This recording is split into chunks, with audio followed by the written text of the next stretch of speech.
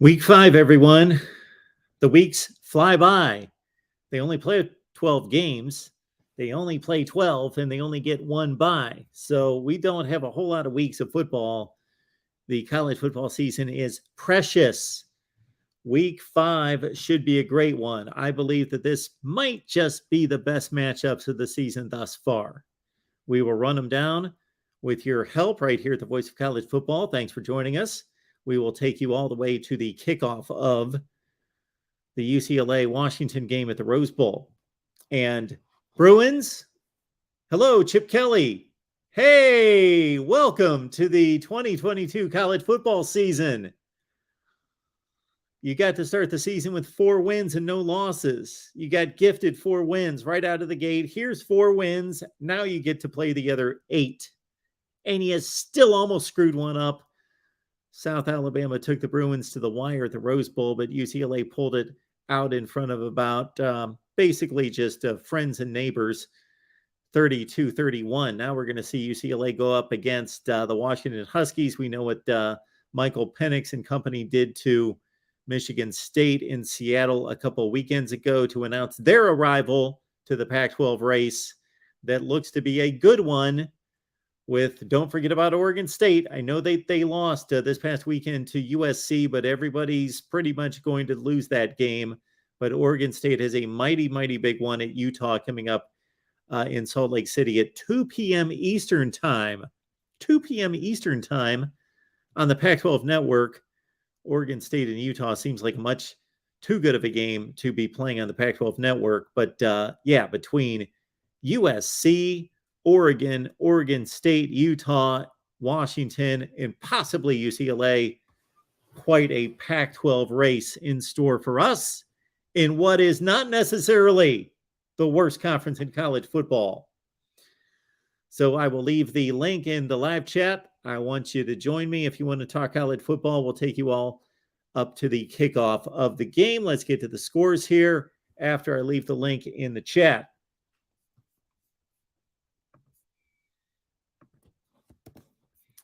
And my predictions will be available later tonight on Patreon. Search MarkRogersTV. Go to Patreon, search MarkRogersTV. Get the Discord link.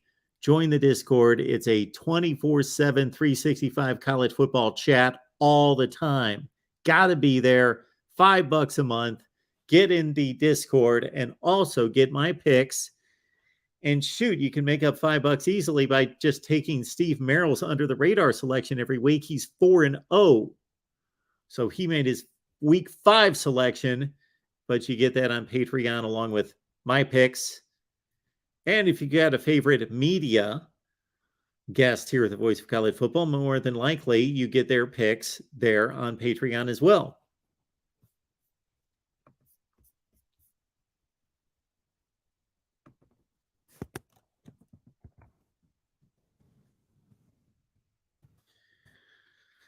All right, folks, the link is in the chat. Please join the show. In the meantime, let's get it. Scoreboard time. With quite a few games going on right now.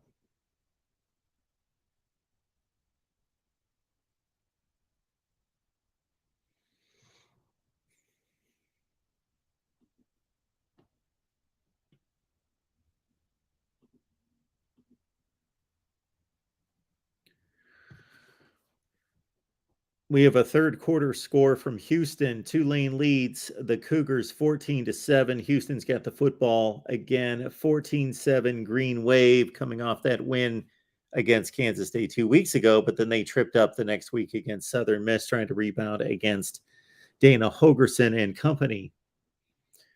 Texas San Antonio leads Middle Tennessee 31-17. Middle Tennessee could beat Miami and blast them and pretty much trounce them all over the field, but they can't handle Texas San Antonio at home after coming back from Hard Rock with a win. So Texas San Antonio leading Middle Tennessee 31-17. That's a second quarter score.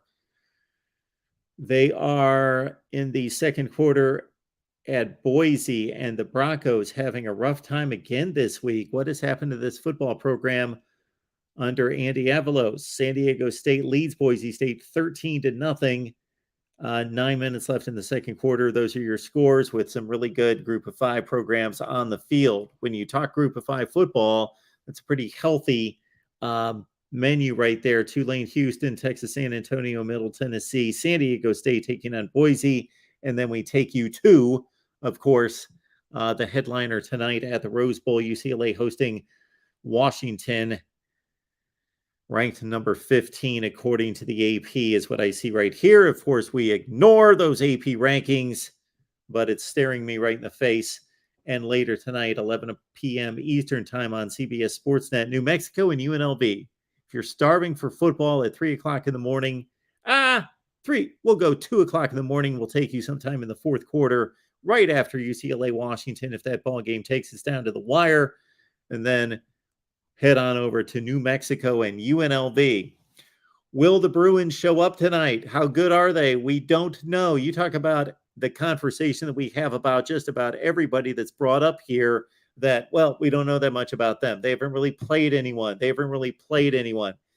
Everybody in the country has played somebody better than UCLA on their schedule. Every team in the country is more tested right now, everybody, than UCLA. But UCLA is suddenly entering the deep waters with Washington in town. I believe the Huskies at 4-0 versus 4-0, of course, are a 2.5-point favorite on the road. The over-under is 65. And then with New Mexico, UNLV, you're 44.5 over-under. And the Runnin' Rebels are a 14-point favorite in that one.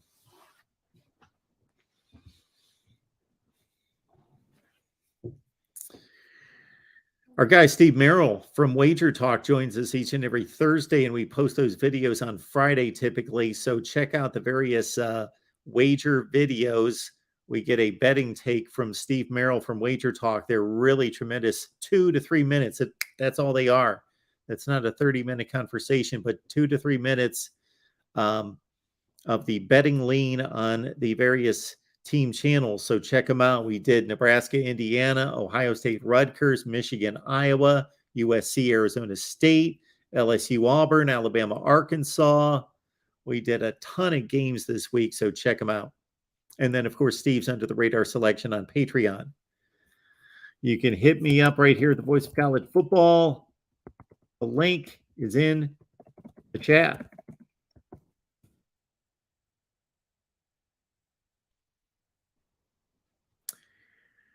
As we run it down, Week 5 kicks off with 3 amazing matchups at noon. Michigan at Iowa. Can the Hawkeyes not screw it up offensively? Can they mount some type of offense? Just give some type of offensive push. Help out the defense and the special teams to pull off the upset as an 11-point dog against the number 4 team in the country. Don't do that, Mark. No rankings. No rankings. Unless they're yours. Michigan is not the number 4 team in the country. They've not proven that.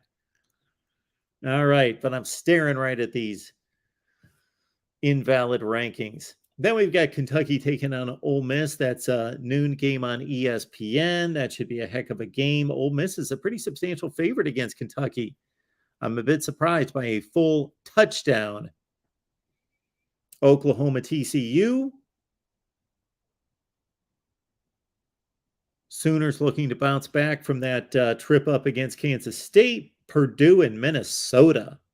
Golden Gophers could go to 5-0 this week and take a second game in the Big Ten as they thrashed Michigan State last week. Kansas State taking on Texas Tech. Wildcats at home. Army, Georgia State's a noon game on CBS Sportsnet. Illinois, Wisconsin. The battle for Brett Bielema, the Brett Bielema Trophy game. Illinois, Wisconsin. Of course, the Badgers blasted Illinois the first go at Brett Bielema like 24-0 last year, but the Badgers trying to bounce back and lick their wounds. They've lost 2 games already. How many times does Wisconsin lose 2 games in September? Not often. I think Illinois' got a legitimate shot to go to Camp Randall and pull out a win. Got a shot. Louisville, Boston College. Boston College might be the most disappointing team this season. So we've completed September play. It's October 1st on Saturday. Who are the most disappointing teams in the country? Because I'm staring at one right now. Boston College. Jeff Hafley's team was looking for about an 8-4 season. That was a projection by most. I think I pegged the Eagles at 7-5. Wow. They just lost to Florida State by 30 points. The game was over in the first quarter. Got killed.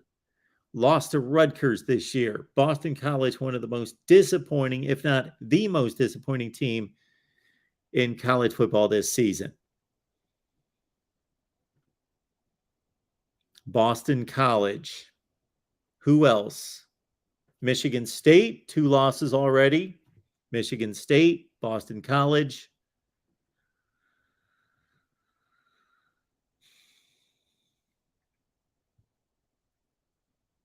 It's tough to be too disappointing at this stage. There's only 4 games been played, and most of those are against low group of 5 and FCS teams. So it's difficult to be too disappointing at this point. But Boston College, disappointing. Yeah, they've been bad. And then maybe Northwestern, considering that they won the first game. And Ed Rogers says Nebraska, yes. Bam, Nebraska tops that list as well. Air Force is taking on Navy. Check that game out. That's a noon game that I normally would be interested in, but just too many other big games to look at. That's a CBS game at noon Eastern. Temple, Memphis. Texas State taking on James Madison. James Madison with a nice transition into the FBS level of play, huh? You got to be impressed with James Madison and what they've done. And a lot of people predicted that, thought, okay, this James Madison team is dominant on the FCS level. They're going to be pretty damn good at the FBS level, and they are. Lori, nice to see you.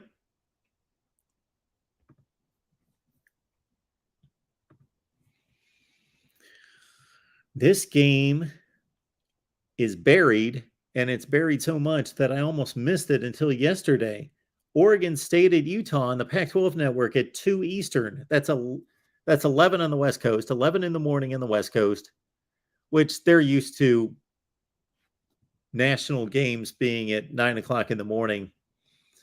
There's been a few times I've experienced that because I actually had one relationship with someone in California, and I would go out there a few times during football season, and it was just strange having football games on at 9 o'clock in the morning. But that's the deal. And so that just that seems, for the second consecutive week for the Pac-12, for a conference that is trying to get attention, that is wanting attention desperately, it just seems like an odd situation. It would have to be explained to me why the most attractive game in the conference is being played on the Pac-12 network, especially when you've got a marquee game for the conference, marquee game tonight, UCLA and Washington. You would think, well, if UCLA and Washington are playing on a Friday night, that knocks out one of the better games in the conference for Saturday. Therefore, that would elevate the placement of the other games within the conference. And for Utah and Oregon State to be playing on the Pac-12 network,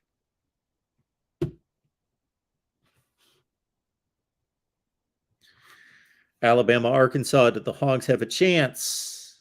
Can always check out our videos on that. Rutgers, Ohio State at 3:30 Eastern on the Big Ten Network.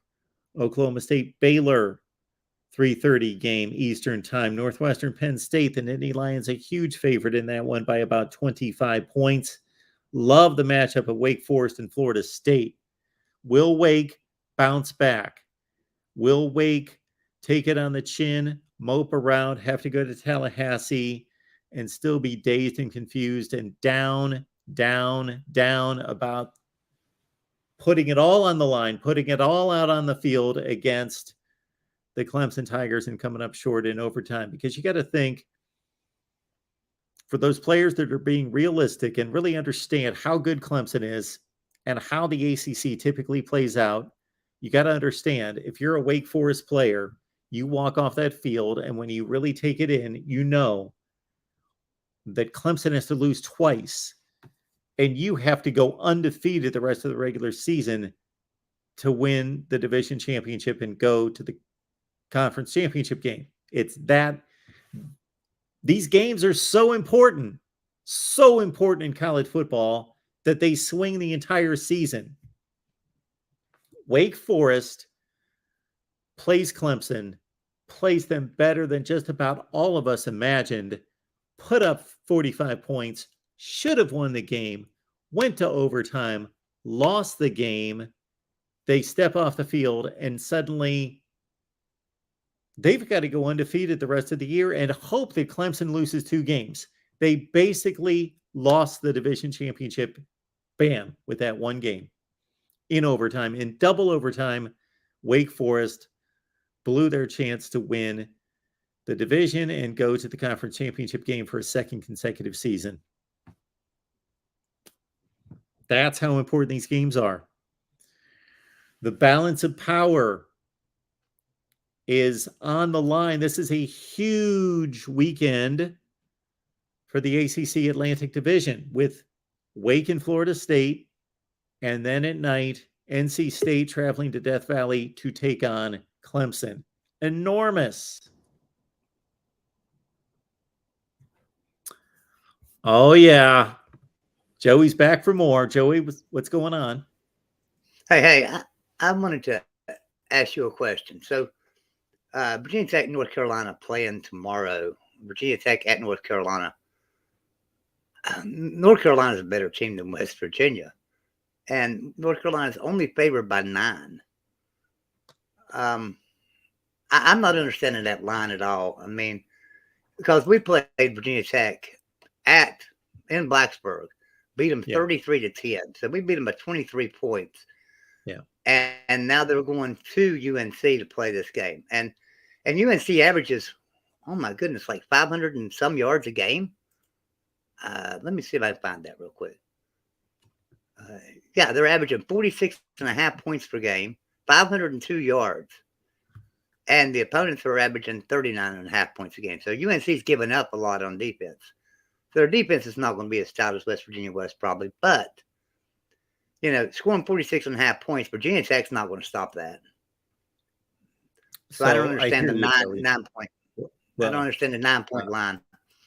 I do understand your logic, but this is what I'll say about that. And to your point, I don't know if Virginia Tech has the offense to take advantage of North Carolina's awful defense, because I'm not a big believer in Grant Wells. I think Virginia Tech's got a low-tier offense. But I will say this. Vegas doesn't overreact. They are not going to overreact to that game last week. And other than that, basically, Virginia Tech played a game down to the wire with Old Dominion, which is not impressive. They lost to Old Dominion, and they beat Boston College by 17, and then they lose to you guys by 23 points. But just don't be surprised if that line is fairly accurate. Okay. Now, the over-under on the game is 56. I totally get your point. All your points make complete sense. Why North Carolina I'm just looking at it by 17 points or 21.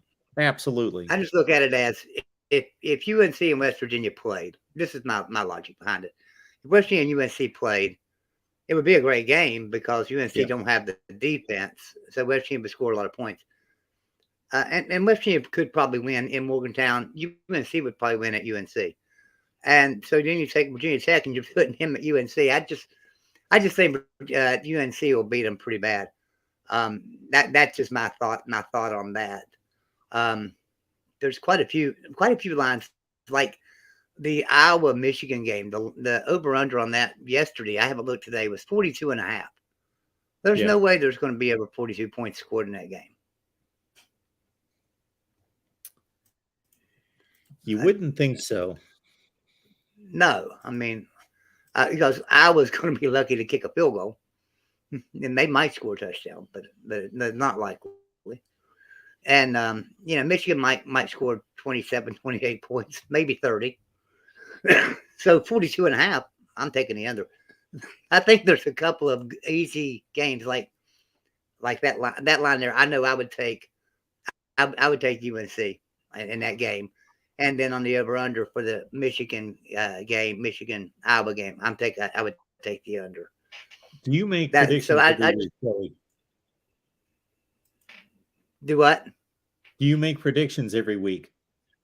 Yes, I do. So you pick all the games, or just pick whatever games you want to? No, I generally will pick every game, because we'll go through them every day. We'll pick a few games out each day. So I generally get to hit every game. Do you keep track of your record?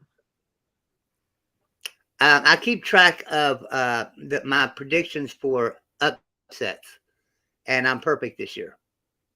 You're perfect. Perfect on upsets. I sure am. Well, what did you pick last week? Oh my gosh, I'd have to go back and look. I can't remember what I picked last week, to be honest with you. Well, I'm going to try to find which games were upsets last week. Last week, upsets. Kansas State beat Oklahoma. Did you pick that? I did. I did not pick that, but I didn't pick that game. I left that game alone. I left that game alone on purpose. I felt like that Kansas State could beat Oklahoma, but probably wouldn't. So I just stayed away from it. Technically, Baylor beating Iowa State was an upset. I don't consider that an upset, but Iowa State was a 2.5-point favorite. Yeah, and I took Baylor in that game. So. Well, Texas Tech. I called that. I did. That was my upset. That was an upset. That was your upset. Okay. Uh-huh. What else was an upset?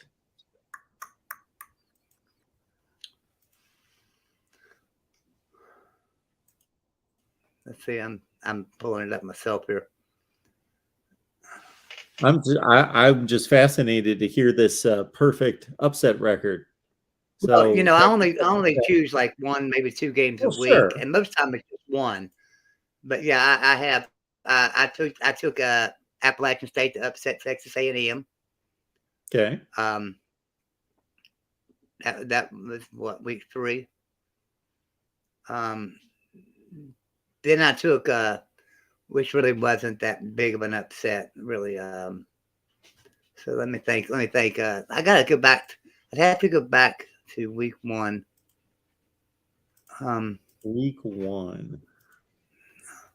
Let me see. Upsets. Did you take Northwestern to beat Nebraska? I left that game alone. Okay. But I would have taken Northwestern. But I decided to leave the game alone. How about upsets? Week 1. Old Dominion, and Virginia Tech. By the way, I took Marshall to beat Notre Dame. Okay. There's another one. And I took Kansas to beat Houston.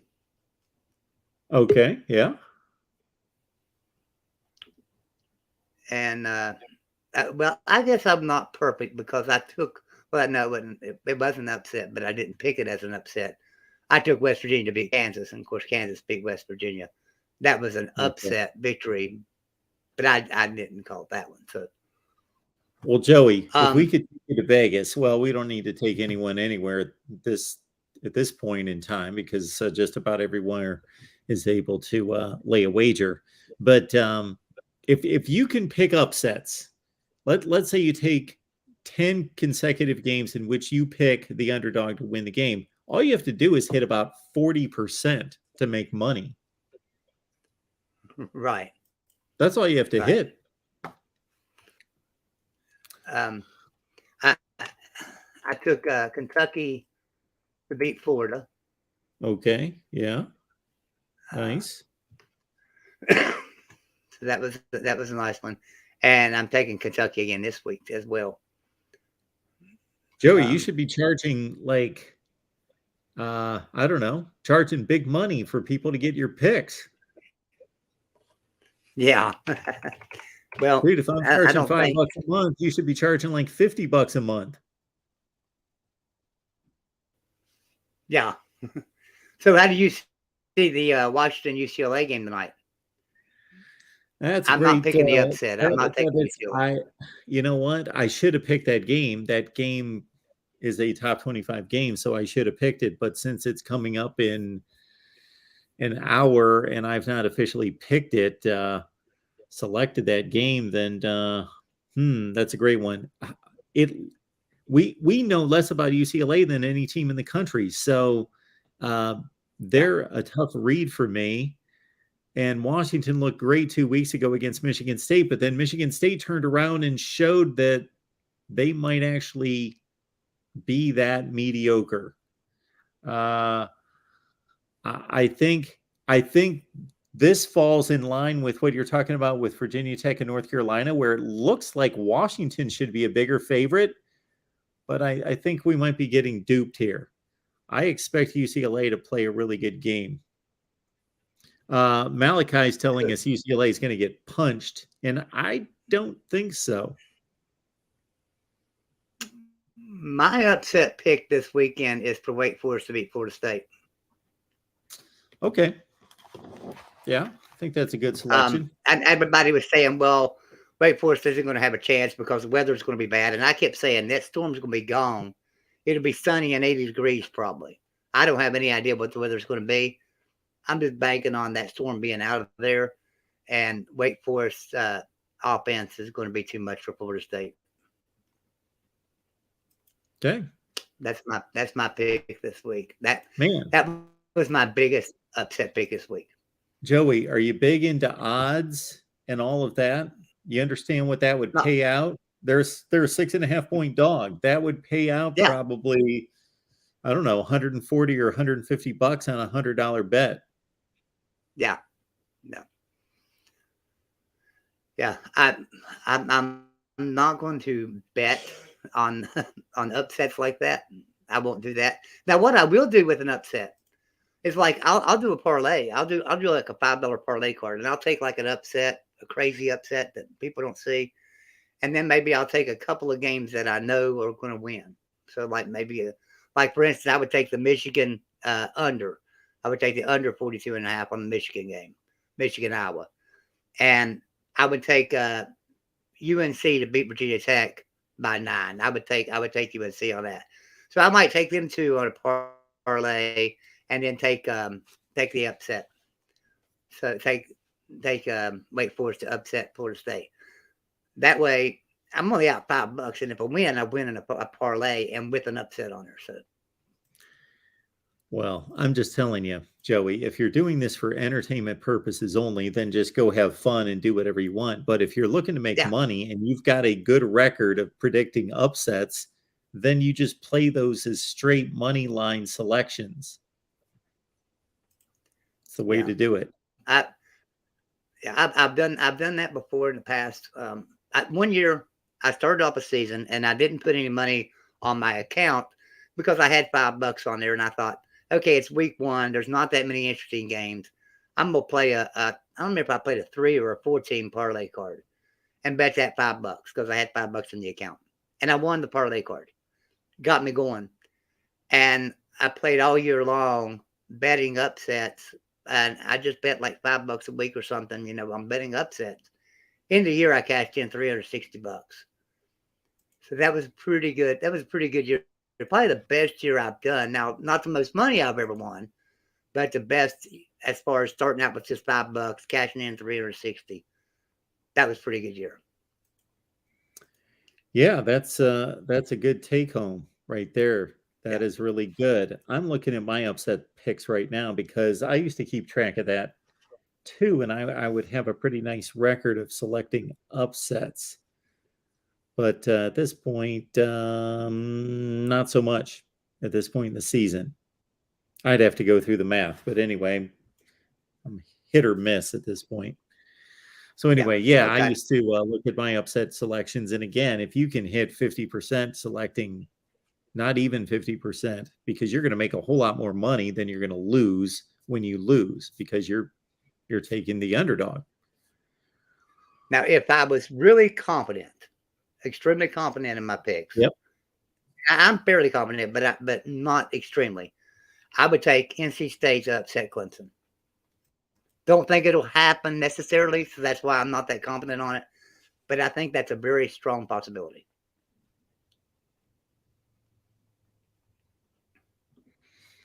Yeah, I can see that.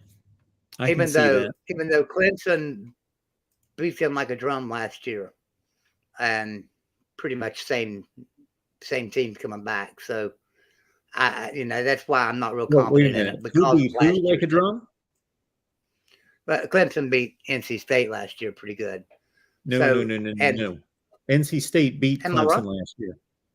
Oh, you all did they? Okay, I was thinking it was the other way around. 27-21. They beat Wake Forest like a drum last year. Okay, that's what it was. Maybe it makes me a little bit more confident in this game then, to say, okay, NC State upsetting Clemson, but it's at Clemson, so that makes a difference. So, all right, Joey, we've got some other comments lined up here. That sounds good, man. We'll see you later. Appreciate you being here. All right, let's keep it moving. We got Aiden on the line. Let's get to Aiden. What's going on tonight? What's good, man? What is the good word? Not too much. I just finished all my missing assignments. I'm probably gonna watch that UCLA-Washington game tonight and crack open that Mountain Dew that I just won from a Mr. Roach from the Tennessee-Florida bet that I did. So what's good with you, brother? So you win a prediction or a bet on Saturday. You cash in for the Mountain Dew, and you're still sitting on that Mountain Dew a week later. Well. Actually, he didn't pay his debt until Thursday. He didn't. He's not paying his debt. Yeah, he didn't pay his debt until Thursday. Okay, but he's still settled with you. Yeah. Okay.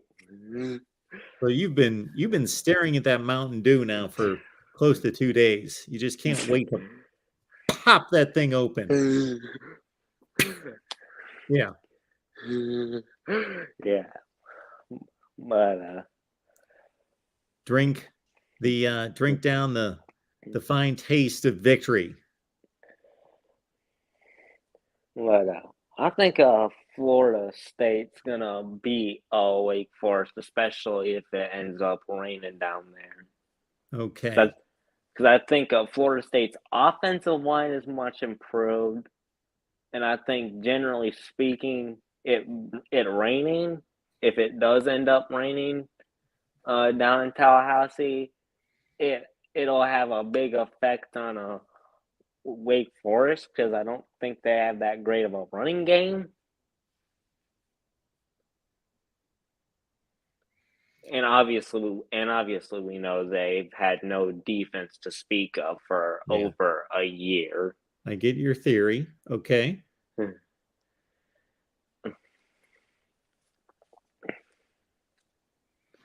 Okay, so what does this mean? You're going to check the weather forecast by the hour before you make some kind of selection or bet on that one?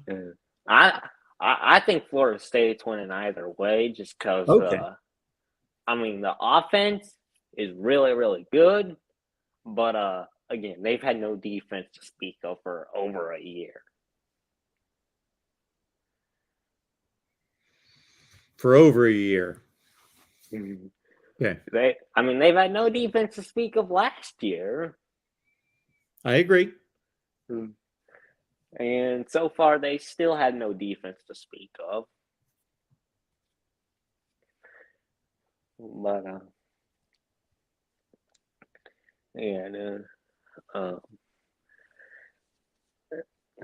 Probably gonna watch that Michigan Iowa game Saturday, Okay. just to see how JJ went. I think it'll be a good test for JJ McCarthy to go against that Iowa defense.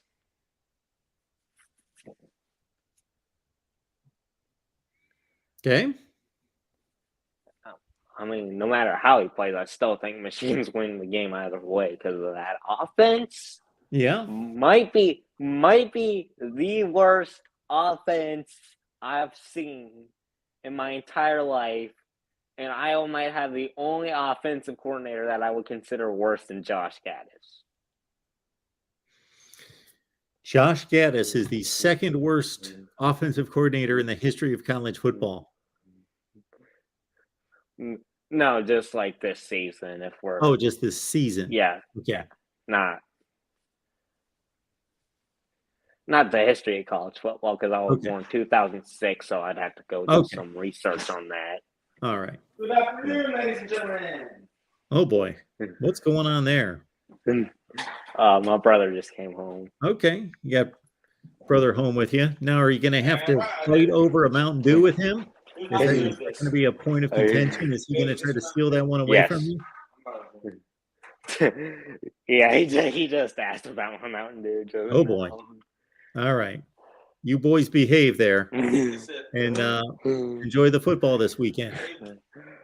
All right. All right. Let's see. We got out of Aiden that Iowa's got a tough defense, and that's a challenge for JJ McCarthy.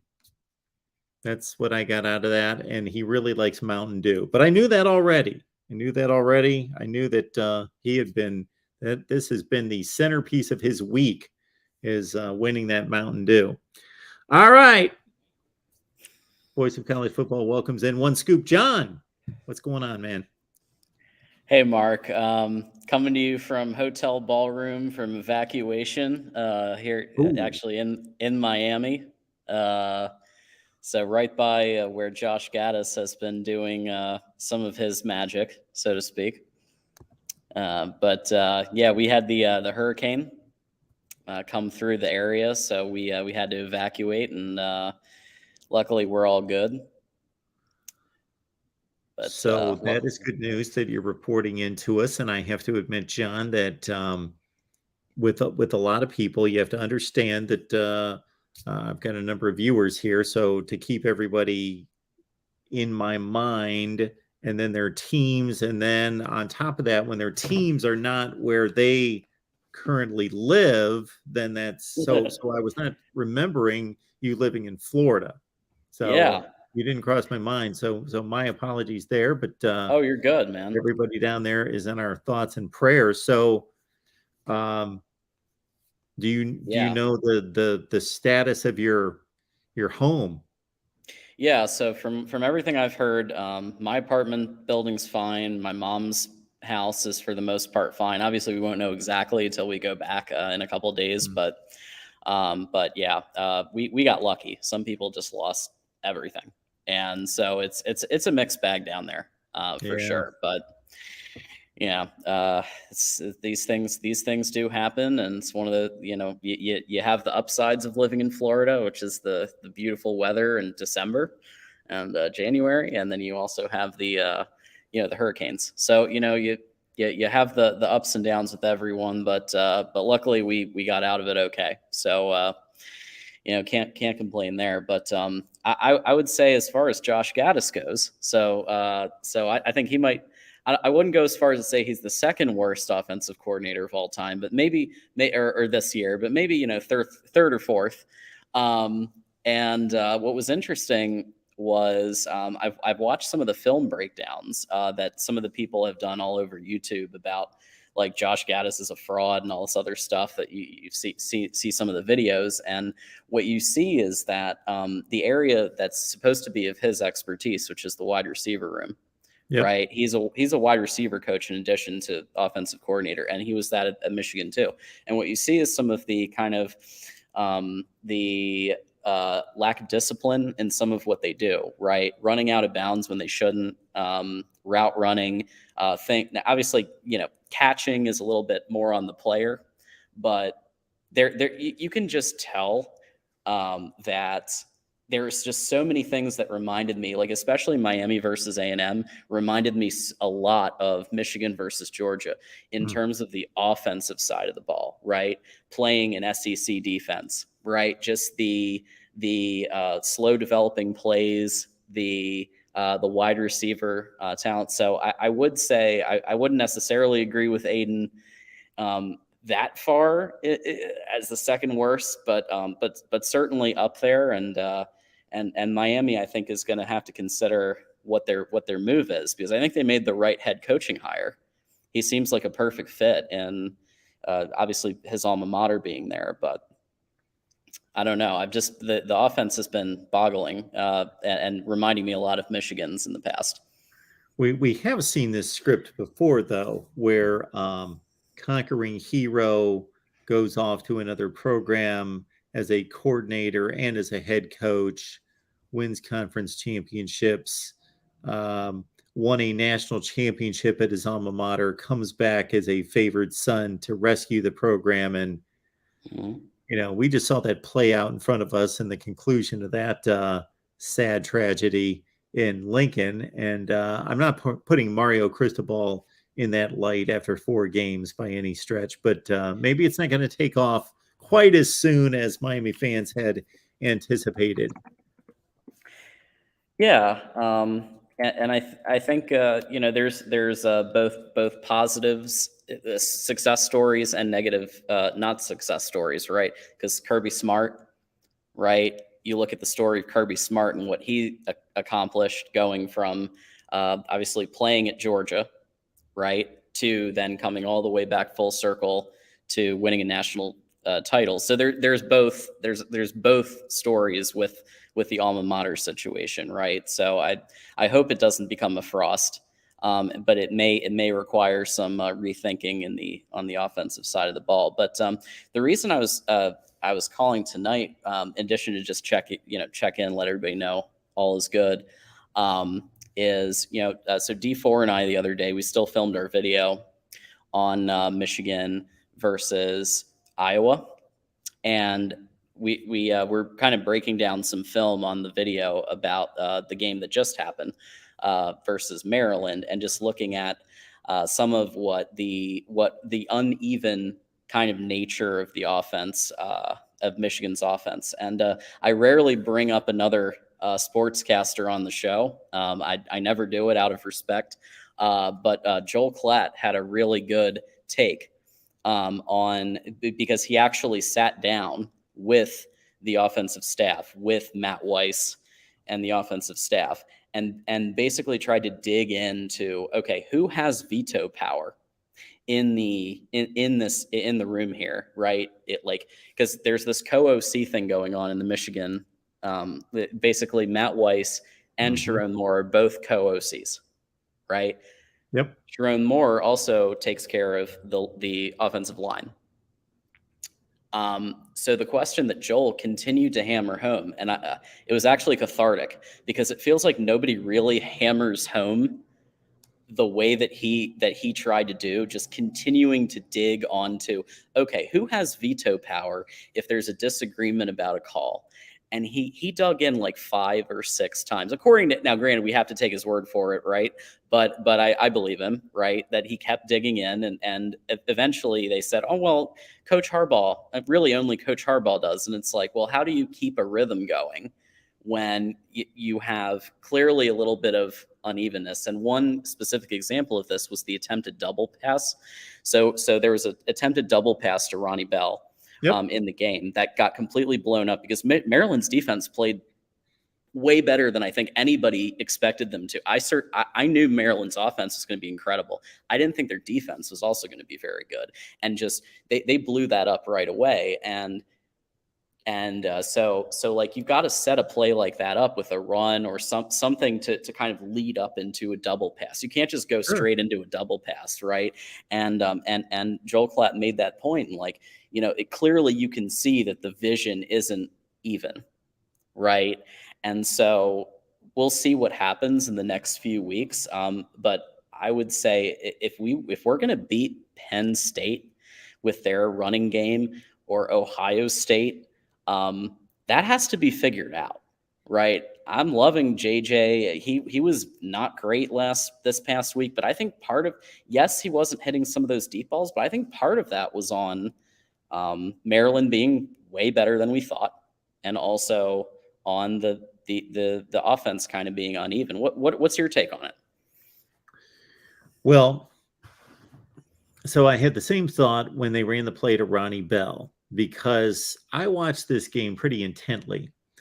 And unfortunately, doing what I do, I don't watch too many games intently. And that's what bothers me from time to time, because I'm trying to watch like 3 games at the same time. Right. But I watched that game pretty intently.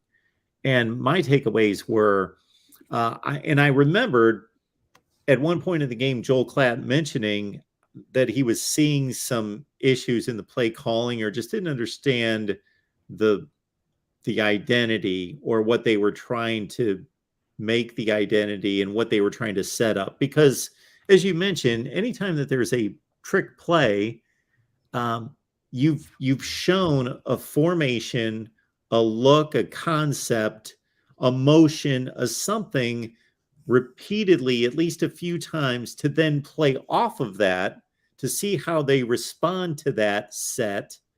And then when you see an opportunity to say, they always run to this side or overplay that, therefore we can do this. And they just kind of shot that in the middle of nowhere. Boom, we're going to do this. And Ronnie Bell doesn't have a chance, and he gets thrown down. The other one was when they ran the true freshman 175 running back on a between tackles play on short yardage. Like he was on Haskins. Right. If you're going to do that, get Khalil from the defense, because he's got the body to actually pull that off. I know Donovan's out, or they chose to keep him out last week, but you have another option that you could pull if you had to. He is part of the defense, Khalil Mullings, but you could, if you really wanted to pull something like that, where you're going to keep Edwards out of the game, you have an alternative that you could go to. But I still didn't. I agree with you. I don't know what was going on there. Maybe it was Sharon Moore just saying, "Oh, our line, the line that I'm coaching is so good that even we can even pull this off." Could there have been a little bit of that going on? Well, there could be, and Jim Harbaugh would not be the coach to necessarily veto a type play call that says, we're the men here, we're going to bully them, we're going to let our offensive line win this play, because that's what he's all about. Right. So my other takeaways in terms of JJ's performance. Yeah. I thought it was a B performance, a B to B minus performance. I thought it was fine. So it's funny with the missed connections downfield that were repeatedly overthrown. He overthrew 4, and then he hit Ronnie Bell in the 4th quarter. So my thought there is, of course, with a talented and fast wide receiver room, you would rather have your quarterback miss them long, because he's showing that he can make the throws. And we already knew that he could make the throws. Arm strength is not a concern. But if he's missing deep weeks later, you ultimately want your quarterback, if he's going to be missing those throws, to actually be throwing them shorter. Because if you overthrow the receiver, it's incomplete. If you underthrow the receiver, the way it's difficult for most of these defensive backs to find the ball and play the ball, the receiver still has a huge advantage. Yeah. So you want to hit him in stride, but if you can't, you'd rather underthrow it than overthrow it. Yeah, true. I mean, you do have to give some credit to Brian Williams, the Maryland defensive coordinator, not the Brian Williams, the newscaster. I was like, I had to do a double take when I looked that up. Wait a minute, did he find another career? But the game plan to essentially take the deep ball away and play a lot of kind of pull everybody back. D4 on the video, has a lot of insights as, his strength is defensive coaching, right? And so he was kind of saying from it, like, if it were him, like, you basically have to pick your poison, right? On the one hand, you could take away the running game and what Blake Corum does, or you could take away the deep ball. They chose the deep ball. So you got to get, some credit's got to go there, right? Because they did pick that option. Of course, that did leave Blake Corum open to do what he does and run for a whole bunch of yards and 2 touchdowns. But yeah, I think just to wrap that up, yeah, JJ could play a little less hero ball. It's okay to take a check down now and then. It's okay to throw a ball away. Matt Weiss owned up to it, that it's on the coaching. Like, JJ wants to do better. He came to the coaches and basically said, listen, could you get the defense to punch the ball so that I can learn better ball security? Like, he literally said, can you get the defense to punch the ball at me? And Matt Weiss said, now, JJ, that's actually maybe not the best idea to have the defense go at your throwing arm. But he basically said they'll come up with some drills and some things that are safer than that to do. So he did own up to it, that it's on the coaching, but I'm hoping that they come up with a better decision-making kind of philosophy, because you're going into Kinnick, and Kinnick is a place where I believe it was 4 out of the last 5 or 5 out of the last 6 top 5 teams lost at Kinnick, and the only one that won was Penn State by 2 points with Saquon Barkley, right? With 1 second left in the game. They scored that touchdown in the back of the end zone with 1 second on the clock. Yep. Yeah. So you're going into that game. You have the film now where it wasn't perfect. You're playing a team that isn't a cream puff. You're playing a team that had a great offense. You're playing a team that actually had a surprisingly okay to good defense. And now you've got it on film. You've got mistakes on film. You've got adversity on film. What are you going to do with it going into one of the most terrifying places in all of college football to play, Kinnick Stadium, against a defense that's allowing only 5.8 points per game? I'm pretty sure if that's not number 1, it's up there in the top 5. Yeah, it's a fascinating matchup of strengths, of course. We've seen so many 20-something to 10 score predictions by people, and that seems to be very logical. That's a very measured response to what we've seen the first 4 games, is that Michigan's 2 touchdowns better. They're finally going to break through on a great Iowa defense that can only hold up for so long, and then Iowa's not going to be able to score, and there's your game. Yeah, JJ's first road start. If this game was at night, and I'm usually not that guy that brings up it being a big deal about playing at noon versus at night, I think all that's typically overplayed, but I just think it would lean in Iowa's favor even more. 100%. When I heard it was big noon kickoff instead of night game, I sighed in relief a little. Now, I don't think it's going to be much, but even I'll take a 7 point, maybe advantage if possible. Kinnick at night, like that's extremely difficult. We lost last time by a point, but still, that's all you need, 1 point. And so going to big noon, it reminds me a little more of, if you remember last year, Wisconsin. We went to Camp Randall, and we harnessed the power of jump around, and we had the big noon kickoff versus a night game. And granted, I think that this Iowa defense is actually significantly better than that Wisconsin defense. Their offense also, even though everybody jokes about it, the last 2 weeks they have improved on offense. The game again, I know a little bit. Okay. Their defense is still the overwhelming, crown jewel of that team, and they've been carrying that franchise for years, right?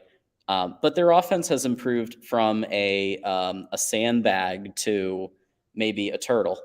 So it's gone up a little bit. And so it's a tough place to play, but I do think, 11. Yeah, that's, I did predict, I think, a 23-9. So I do have Michigan like barely covering, just because you got to give Iowa a safety and and an offensive or defensive touchdown for sure. They're good at those at the defensive touchdowns, and they're good at safeties. You can't deny that. So we'll see how it goes. But JJ's got to perform. We got to see him run. I understand that that Harbaugh is scared to have him run, and I do believe that he actually told JJ not to run in the Connecticut game. I don't know if he told him not to run in this past game, but it felt like it, because it was Blake Corum had almost all the carries that day.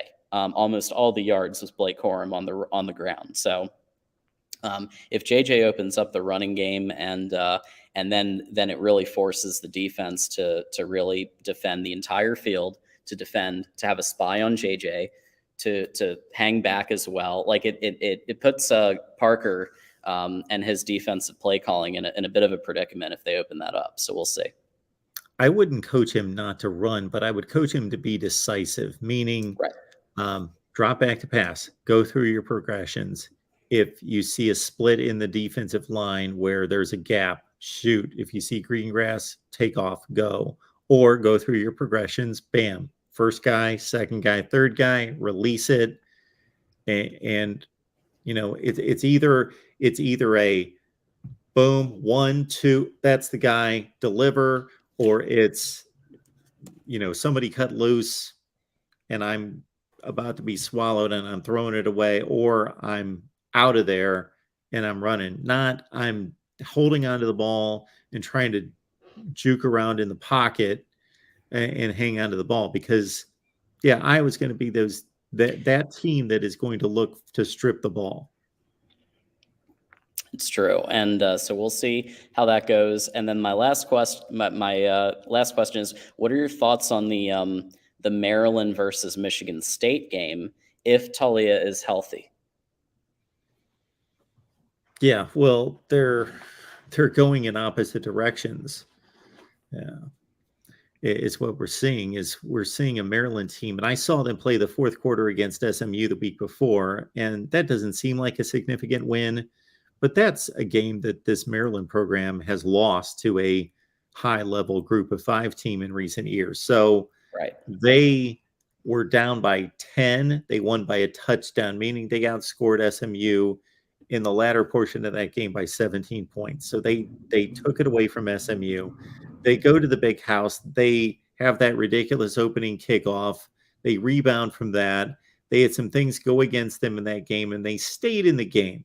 I don't think we should overplay it as though the game went down to the final play of the game or anything like that. Sure, they had an onside kick to which is a 10 or 15% success rate play to get the ball to try to score in the last 40 or 45 seconds to tie the game. So let's not overplay how close it was. It wasn't that close, but they were in the game in the big house after gifting a touchdown right out of the gate. So I think that this Maryland football team under Mike Loxley, they have been a bunch of fast receivers and fast defensive backs and maybe like 1 or 2 other players on defense that can they've always had one linebacker that can play and a couple corners and or safeties that can play and 3 really good receivers and a back. No offensive line, no defensive line, and too thin in the secondary and at linebacker around that one guy that could play.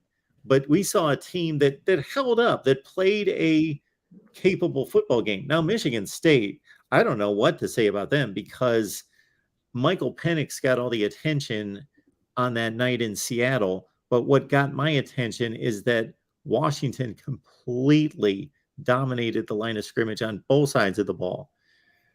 So, okay, that's one sample. I try not to blow out of proportion one game, Then they come home. They're at home in the Big Ten opener. Minnesota dominates them on both sides of the line of scrimmage, dominates the game, blows them out. So is Michigan State going to continue to go through the Big Ten schedule and lose every game by 3 or 4 touchdowns? I think not. I expect them to find some answers. But Maryland's playing so much better football right now. You would think that they are the team that is going to win this game. Yeah, and the spread right now looks like 7.5 to Maryland. So if Tullia's healthy, yeah, I could see this being not just Maryland covering. I could see this being like a 34-10 type situation. I could. And here's Michigan why. State plays the way that they've played the last 2 games, it will be. Yeah, if it was just Tullia and the wide receivers like it has been in the past, no. But what I've seen, again, like you just said, on the O-line, the defense actually making things happen. They have a running game. They have 2 decent running backs, and that they've put up hundreds of yards on the ground. They weren't doing that last year. And it causes a defense that has been one of the worst in the country, in Michigan State's defense, especially their secondary. I don't know. I think this one could be surprising, but we'll see. That's why we're gonna have a fun watch on Saturday. I'm really pumped. Apparently Exploring with Ben wants to film with you, so I'm gonna let you guys handle that if you want to do some filming with Exploring with Ben. Who knows what that's going to turn out to be. I will say this, John, a couple things. Yes, the noon window is phenomenal. I'm going to have so much fun, but also be frustrated, as I typically am, because I want to see everybody and I can't. But to your point, what you just did is separate yourself from what tends to be our mindset as college football fans, where we already have teams categorized based on history and based on last season. And Michigan State's supposed to be a tougher team than Maryland. They almost always are. Yeah. Just tougher players, just tougher offensive linemen, tougher defensive linemen. They're gonna, even if they're not quite as talented, they're going to be just. And they're not showing us that they're a tough team. They're not a tough team. Yeah, and they don't have their all-time running back anymore. So that was a big loss. And listen, do I think that Mel is going to bring it back in the future? And do I think that he's going to develop some players? Yeah, I do. I think that he was the hire that they needed at the time. They wanted to keep him from going to LSU. They wanted to avoid another Nick Saban. I get it. Like, if you're Michigan State, you want to become a destination school. You don't want to become you don't want to continue to be this step stool type program where you're going from them to then an SEC team like an LSU or an Alabama or somebody like that. So I understand why they did it, and I do think that that they'll be like, I actually want Mel to turn into like a D'Antonio type, somebody that we love to hate, but at the same time begrudgingly respect, because D'Antonio was a guy you love to hate, you have begrudging respect, but you always like are excited about that game because you know it's going to be just completely bonkers every year. And listen, they beat us twice, and that's why he got the $95 million guaranteed. So there you go, right? But like you just said, this year is a completely different animal. So we'll see what happens. And again, I just note something that, and I state that because it's not only difficult for other people to do, and I see fans to do, it's difficult for me to do, to tear away what my preconceptions are about particular teams and programs and be like, no, they're not playing like a Michigan State team that I think of Michigan State being, playing nowhere close to that kind of football, not just from a talent standpoint or a score standpoint, but from a toughness standpoint. Yeah. Right, John? I'm going to go watch some football. Thank you. Yes, and that's going to be possible for you. Yeah, we have a TV in the room, and we're gonna go watch Washington cover the spread versus UCLA. I think so. We'll see what happens, Nice. but I think that'll be a good start to what's going to be a really good slate on Saturday. So No doubt. thanks for having me as always. Thanks, John. Appreciate it. Thanks, Mark. Bye. Voice of College Football taking you to kickoff at the Rose Bowl of UCLA and Washington. We've got Hunter on the line. Hunter, what's going on tonight? Hey, Mark, how you doing? I am doing great. How are you? I'm excited about this UCLA game in Washington. I bet on Washington. I think Washington's a better team here. I didn't expect them. They were kind of good out of nowhere, I guess. Some people have told me that I've talked to on the Discord that are Pac-12 fans said that they've been talented, but they just hadn't been developed as good as I guess their new head coach is doing now. They've had one bad season. And that was last year. Yes, that was last year. So if you think about it, Chris Peterson stepped down after 2019. They went to the Rose Bowl in 2018. They went to the Fiesta Bowl in 2017 and to the playoff in 16. In 19, they had a bit of a down year, but they were still like 8-5, good. And then the COVID year, they only played 4 games, but they should have been playing in the Pac-12 championship game, but they couldn't because of COVID restrictions. They beat Oregon and would have been playing in the Pac-12 championship game had they been eligible in 2020. And then they come back last year. Yeah, last year was a debacle. It was horrible. And what it seems as though it's happened here, Hunter, is that Chris Peterson was one of the 5 or 10 best coaches in college football, and Washington was a really good program. And now they seem to, I don't want to overplay the Michigan State game, but they seem to be back in that top 25 realm. And it's almost like Jimmy Lake vanished, disappeared. That whole tenure never happened because now they've bridged it from, it's like Chris Peterson handed this head coaching job right to Kalen DeBoer. So we're seeing that Kalen DeBoer, and we shouldn't be surprised, is a really good football coach as he was at Fresno State, and he's got a quarterback. Yeah. I've told you that I like UCLA's quarterback and Thompson, is that his last name? DTR, Dorian Thompson Robinson. Yeah, he's a good college quarterback. I'm not saying he's great. He's all right. Not.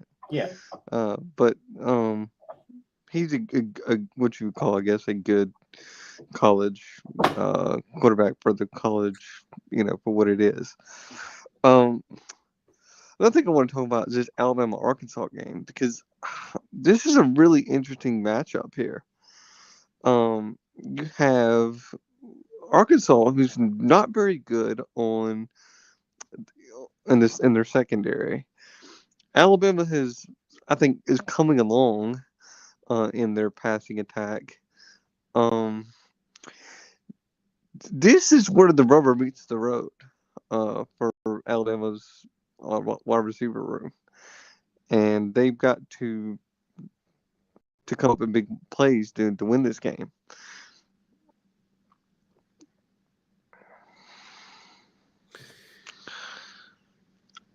Ja'Cory Brooks had a nice game last week for you. And, of course, he was the guy that caught the game-winning touchdown pass against Alabama. Yeah, and Holden is good if he can catch the freaking ball. He's good if he can catch the freaking ball. Well, that's kind of the prerequisite of the job. If he can't catch the ball, that kind of defeats everything else. What I'm saying, he's inconsistent is what I'm saying. Okay. He's a little inconsistent. When he's good, he's pretty good after the catch. He's pretty fast after the catch, but he's dropped some balls, he's missed some balls, and I don't know what that's due to, because last year we seen him come along when games that he did get to play. He didn't miss very many last year when he did get to play. Because remember, he didn't get to play a whole lot. Sure. But in times that he was stuck in there, he looked like to be a very promising guy for us.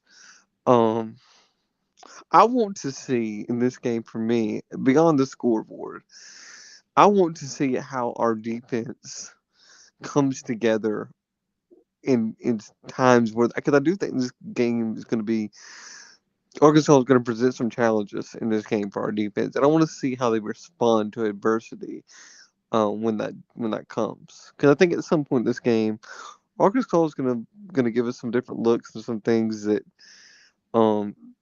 so that's what I'm looking for. I think we're going to win the game. I think we'll win probably by 2 touchdowns. I think Alabama's probably win by 14 points. But this is going to be a real first big test. And, I mean, I'm not trying to dog, Vanderbilt for what they are. But, I mean, let's be honest. Vanderbilt's really like we're playing San Jose State or something like that. I mean, they're not. I mean, they're an SEC program, but they're not. They're not. They're not great. So wait a minute, Hunter. You said that this is going to be Alabama's first big test. Well, I mean, in the SEC play. Okay. Yeah, All I mean, right. Texas was the first. But I think that game, even that game, is sort of it's a different scenario. It's the first game of the year, or the second game of the year, in a very hostile environment, and I think this will be a pretty hostile environment here at Arkansas. But yeah, I'm just looking to see how we respond, and I think that's the thing that's going to how we respond when we're facing adversity in this game is going to dictate how I think the rest of the season's going to go. What are your thoughts on that? How you face adversity? If you face adversity, we don't know that you're going to face adversity. I think that Arkansas is a good enough team to present some challenges. Oh, I do too. I think that I pegged this as one of 2 games that Alabama could lose this year, along with Tennessee. I picked Alabama to go 11-1 this year and said I believe that one of those 2 games is going to be either Arkansas or Tennessee. So I will not be shocked if it's an upset. I do believe Alabama's a better team. I think Alabama is one of the 3 best teams in the country, and Arkansas is more like the 15th best team in the country. But 15 can possibly beat 3 or 2 or 1 at home. And with how would you feel attack that is one of the best in the country. How would you feel if this game was at Alabama? Would you feel differently? Sure. Or not? Okay. I would. I don't play up the home road situation as much as a lot of people do, but it is a factor. All you have to do is look at everybody's win-loss records over time. It matters. Okay, Mark, I'm about to give you a question before I go that I've given you every week so far. Yeah.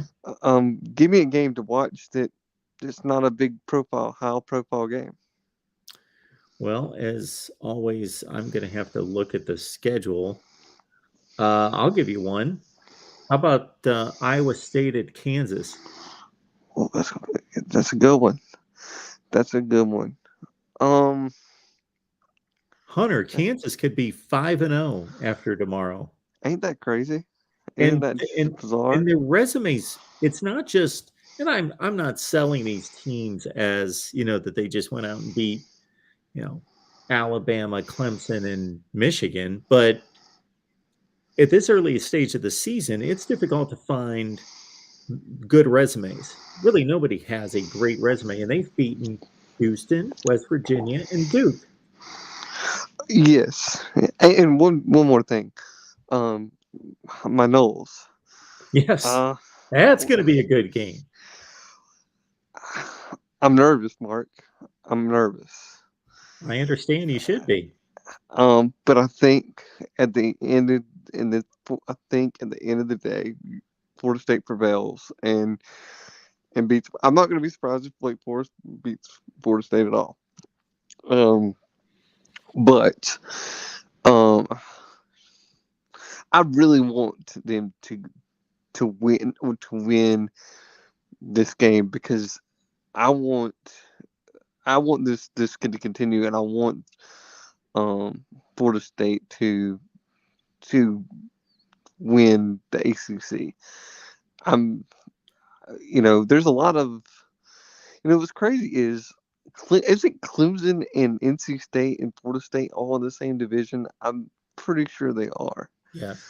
So you got Clemson and NC State play, and I'm picking NC State to win this game as an upset. I think NC State's a good enough team to knock off Clemson.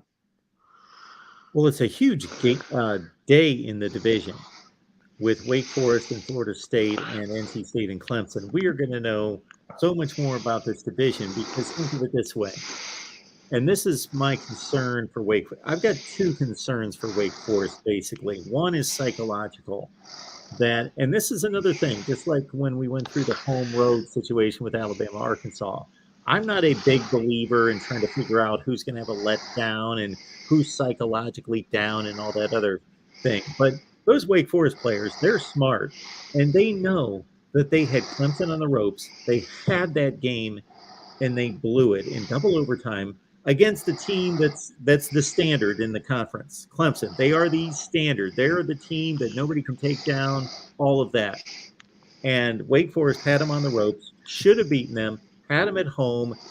And, we had Tony Siracusa from Last Word on College Football who covers Wake Forest, and he's at the games, he's at the news conferences, the whole deal, and just says that those players were devastated. They were crying after the game. And they understand the math that basically they lost the division. They most likely lost the division by losing that game because now they need Clemson to lose twice, and they've got to go undefeated. And that's a lot to ask. So is Wake Forest going to be so upset and down that it took them a few days to even really practice, to really get their heads right to prepare for this next game? That's one concern I have. The other concern is more of a technical, more of a football-based concern, and that's Wake Forest has built a very interesting program. They survive, they win games based on throwing the football better than almost anybody in the country, than like 5 teams in the country. And they rely so much on their quarterback and their receivers to make plays and for their passing game to be on point. Florida State is better than Wake Forest at probably 15, 16, 17 of the 22 starting positions on the field. They're physically more gifted, they're better, they're stronger, they're faster, all that. But Wake Forest can just freaking throw the ball so well that they are dangerous. Yeah, you're right. And let me give some credit here to Wake Forest's wide receiver core. I mean, that's a pretty good group. Yeah. Oh, yes. And that's what I'm just not saying Sam Hartman. I'm saying, the wide receivers, A.T. Perry and the rest of them. Yes. Yeah. One more thing before I let you go here. Yeah. I mean, I really do think that, I know that Clemson's the better team as a roster. But I think NC State wants to prove that they belong in that. Sure. They belong. And we'll see. We'll see what happens. But that's my upset of the week. I think that and I'm not saying I believe that huge Alabama fan. I think they're going to win this game, but I agree with you that if Alabama's going to lose the game this season, it's going to be to Arkansas or Tennessee.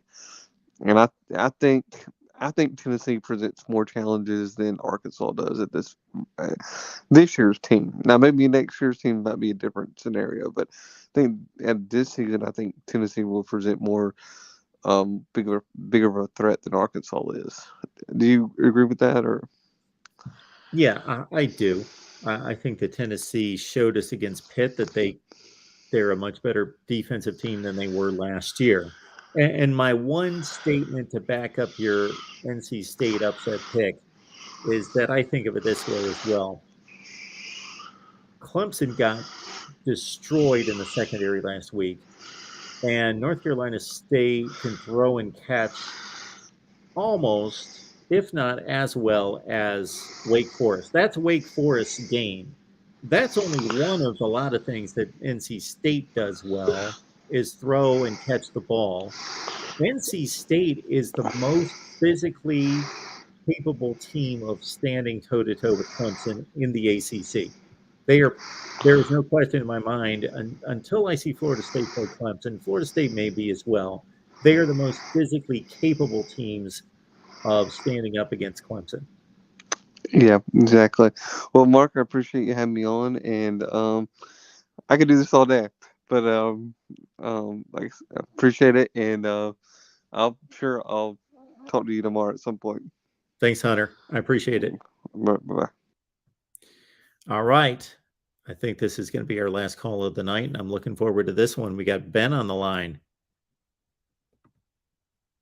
Where'd he go? Ben, where are you? Huh. Hopefully Ben pops back in there. I don't know what the issue is. He must have had a tech issue at the last second. So Ben, you may need to click out and come right back in.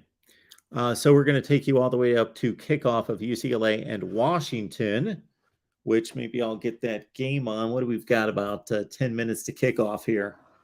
I want to remind everyone that we will be back tomorrow night at approximately 11:30 p.m. Eastern time after all the games, and we will take you into the night Pac-12 style right here at the Voice of College Football. So that's approximately at 11:30 p.m. Eastern time, taking your calls right here at the Voice of College Football on Saturday night. So get here then. And of course, I will deliver my analysis throughout the day right here at the Voice of College Football. And we've got post-game shows all over the place, all our team channels, all day on Saturday. Hey, Ben, for some reason I can see you in the box below, but I can't see you and we can't see you on the screen, but that's okay. Now we can. Hey, Ben. Can you hear me? There we go.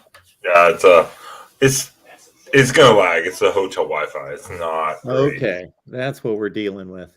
Yeah, it's One Scoop John pointed out on the West Virginia show. I was like, hey, I'm just got to Pittsburgh, and he's like, are the two great minds gonna get together again? I was like, no, a little short notice to bother you. Plus, we're in season, so it's a little difficult. Oh, Saturday. Saturday's big for me. I'm on lockdown on Saturday with three monitors going all day. Oh, well, Saturday. Yeah, no. I was thinking more Sunday because thank you, one, for the platform, but yay, 2 a.m. Eastern time, Ooh, Oregon Stanford post-game show for me at 2 a.m. in the morning. that's right. You're a trooper, Ben. You are And a trooper.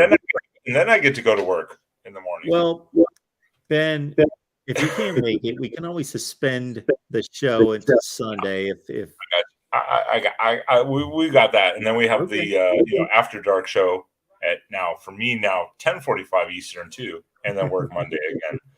But I was gonna go film somewhere Pittsburgh on Sunday afternoon, but One Scoop kind of brought that up, and I was like, you know what? If Mark's available, but it's the season, he's doing a lot of stuff. If you're available, I will definitely make time on Sunday afternoon for like a couple hours if I need to go over there. And we could maybe knock out that filming. It didn't work out last time. That was my bad with the locations. But well, first of all, I don't know what we're filming, first and foremost.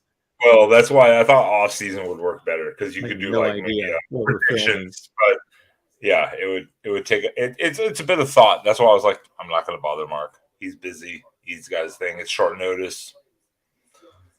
What I am trying to produce, well, first of all, I have to be at my sister's house the first thing in the morning, meaning like 7:30 in the morning on Sunday to cover for her, watching my mom all day. And I've got to do this on Sunday. I got to do my top 25 that actually makes sense. I got to do my conference rankings. I've got to produce a Big Ten Paradigm podcast that's on the College Gridiron Coast to Coast network. How long is your top 25 makes sense video? How long is that going to be? Oh, the video itself is only like 3 minutes. The work is trying to figure out what my top 25 is. Okay, I was about to say, if you think that out in the morning, we could do that live from a location that we're filming at. We could just do a live one. A live actually makes sense. Yeah. That'd be an interesting one. Off season I think works better because that's how way we can record, then you can edit, because my stuff isn't that way. You just walk around and talk about what you're looking at. It's not that easy. It takes time and planning. So I didn't want to hit you up with that. What are your? I know you've kind of already talked about it a little bit, and the Wi-Fi here and getting traveling. Washington, UCLA. What is your prediction? I should make a prediction on here because I don't have one on Patreon. So that's always my excuse when people ask for predictions that they're all on Patreon. But I didn't make one for this on Patreon. I should have. But Washington is the logical selection here because UCLA has played 4 awful teams. Like I said earlier tonight, UCLA is the only team in America that we know the least about, because they're the only team in America that hasn't played at least one decent team. The only team in America. They've played 4 horrible teams. And they beat South Alabama on the last play of the game. So Washington's a much better team. That's what they've shown so far. But something tells me that this is going to be, I think it's going to be a great game. I think it's going to be a 1-score game. I'm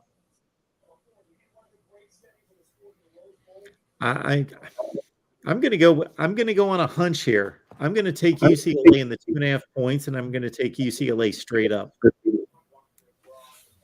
Okay. I mean, I can see that. I mean, because you look at Washington, too. They haven't gone anywhere. They've been at home. And the Michigan State win is looking a little bit worse. I mean, I don't want to downplay the game they played against Michigan State. They did what they did. They beat them upright. But so did Minnesota.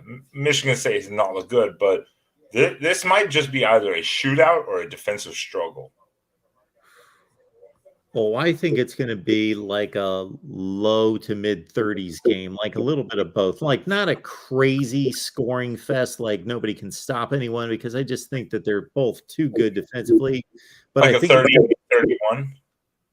Yeah, I think I'll go UCLA wins this thing 34-31. Oh, okay. I think most of us, especially on our picks with through Will's thing, through the Discord, I think Washington is definitely the heavy-handed favorite. But like we said, no one's gone anywhere. No one's played anything. So this is going to tell us a lot about both of these teams, because Washington's been at home, UCLA's been at home, and UCLA Stadium is. I think it just started right now. I haven't gotten to look at it. Their stadium, I'm sure, is 10,000 people, maybe. Oh man, with Washington in town, if they've got 10,000 people there, that is a pathetic. They're not showing the stadium yet. Football. They didn't. They showed the San Gabriels. They didn't show us the stadium yet. So, maybe ESPN might be playing some tricks with the camera angles tonight, and they may have, they've done this before. This has happened a few times before, where they've been like, you know what, have everybody move here, give them better seats, let them just sit where they want, because we need obviously there's not a lower bowl at the Rose Bowl. It's all just one big bowl, but to make it look a little bit better. Man, UCLA and Washington should be 50,000 people there easily. Yeah, I mean, I got when they covered their end zones. Like last Yeah. year, it was to compact people on both sides, and it was still like, and it's gotten worse. So for Washington, really, this almost really shouldn't be even a road game to a degree. I mean, because half the fans might be Husky fans. Yeah. Yeah. Which Noise is is not going to be an issue. shocking. I don't think so. Yeah. This is just a straight up team on team. But I got to lean Washington. UCLA has started really slow.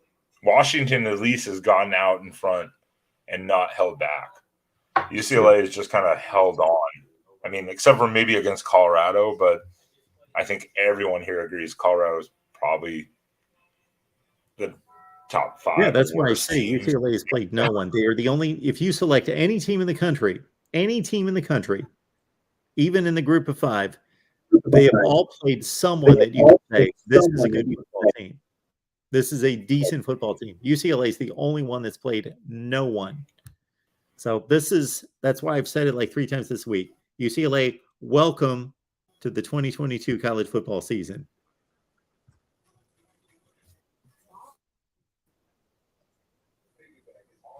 Did we lose you, Ben? You still with us? The hotel Wi-Fi is letting you down. Yeah. No. Yeah. There it is. It kicked back in. I mean, look, I got you. We're about to get in the kickoff, so I'm not going to take a measure. Well, Ben, if it makes you feel any better, I will be up at 2 a.m. on Saturday night as well. Yeah, it's fully my end. So yeah, I think I'm going to get off here, but we're talking over each other at this point. Ben, enjoy the game. Yeah. Can you hear me? All right. Yeah. Enjoy the game. I'm going to be up at 2 a.m. I'll hit you up on Saturday night as well. What's that? Please join me. Please join me. I'll be struggling. Okay. But I'm not going to be joining you. I'm going to be on here. So, all right, Ben. Appreciate it. All right, everyone. We've got UCLA 4-0, Washington 4-0. Enjoy the game. Join us back here at the Voice of College Football. Same time after the primetime game, Saturday night, right here at the Voice of College Football. Be here. Bring some friends with you. We don't need 50 or 100 people. We need like 1,000 people here on Saturday night. So be here. See you then.